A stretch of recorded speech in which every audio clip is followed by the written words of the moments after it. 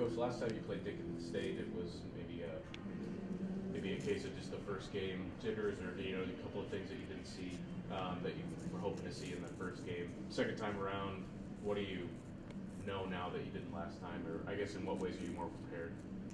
Well, with our pressing system, we were really non-effective against Dickinson. They put 4 across up front, and we didn't quite know how to match up with that, so then we kind of just retreated and got no pressing whatsoever. We learned a lot from our film from that game on what we want to do and how we want to do it, how our rotation should be. And then offensively, we really were just kind of a mess. We still scored quite a few points, but we're still struggling to figure things out on the offensive end. I say that knowing that we scored 90 last night, but at the same time, we need better execution on some things and to finish the layups if we get those. You see the full court look come along, I guess, last night as compared to the Dickinson game? Excuse me? Did you see did the full court pressure that you had employed, did it just perform better? Do you see some better things last night versus? Definitely. Yeah. I mean, even if we don't create a turnover, I just think it wears teams out. We saw this last weekend when we played both Washburn and Pitt State. As the game started to get away from us a little bit, but the press gave us an opportunity to get back in the game and have a chance. And I think it wears on teams a little bit.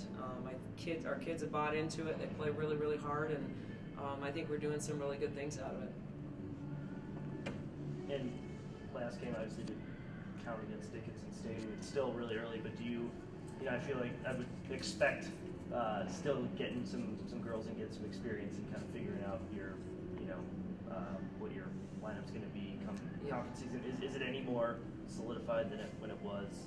No, I think we've got to play a lot of people. If we're going to play this kind of style, we've got to play kids that can play hard for anywhere from 2 to 4 minutes, and then we've got to get a new group in there. We may not always rotate 5 at a time, but we really are more aware of we're looking tired, we're not getting to where we need to get to, and it's a really important thing to keep them fresh. Last night, I think we probably had one kid maybe play 21 minutes, but we had all 12 kids play, and only 2 played 10. Everybody else played between 10 and 20. And I mean, kids like that. It's fun for them, and right now I don't know that we have a group of kids that we feel are just completely outplaying other people. I think they all contribute in different ways and give us different things. We go with our first group that knows one part of our offense pretty well, and the other group is really a good pressing team. So I just think it complements our style, and they're doing a nice job of accepting it, buying into it, and working hard at it.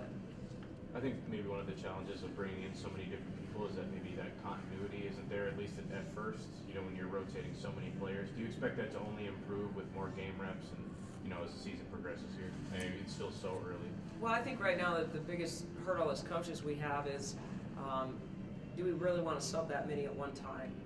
Our newcomers tend to not talk or communicate very well on the court, so we talked about mixing it in with some veterans, with some new kids, and making up for it, but at the same time, they need to learn how to talk. So I think putting them in the fire and making them go through it is they're going to learn how to talk, or they're probably just not going to be on the court very often. So I think that it'll get better. It has already. I think the kids are really trying hard to improve in those areas. I thought we hit the boards last night really, really well. We came up with 18 offensive rebounds. We've already talked about it's going to be hard for us to keep people off the boards, but if we can make up for it and get offensive rebounds ourselves, we can maybe close that rebounding gap. In your experience, Coach, how long does it really take those newcomers to get to that comfort level that you need them to have? I'm really happy with what our kids are doing. Maddie Wald is really just playing her rear off and a little lost at sometimes, but not any more lost than our veterans because everything we're doing this year is new.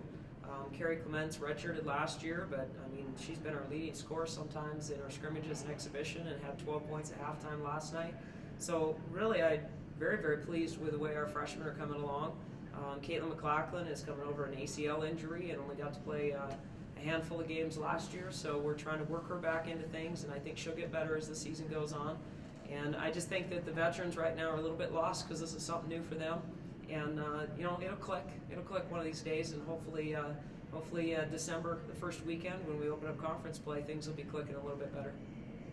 I don't want to make you reiterate too much about your analysis of so far and what needs to improve, but you still have a little bit of time here before these conference games started, and I know with these games are essentially warm-ups. They of course matter because the reps, but we're before you begin conference play, what's maybe, you know, the one thing that you're hoping to see improve more than anything? Is it aggressiveness, or is it just the consistency that you talked about a little bit earlier? I would say two things. First of all, a better understanding of our offense and what we're trying to get, and that would be called execution.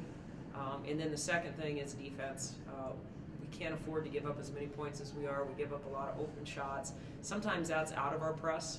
You know, we're going to give up a few like that, but when we're in the half court, we have to be better defenders, and some of that has to do with communication. So both those things need to get better, and you hope that with some practice time, they will. This 10-day stretch here, our practices aren't quality practices. It's prep for game practices. So not a lot of chances to make too many changes. Our kids have had to adjust game by game and improve game by game. So what better way to do it than get thrown right away into the fire? And really excited about our chances in Michigan. I think those are two viable opponents for us, and I think we got a chance to maybe go on the road and get a couple wins.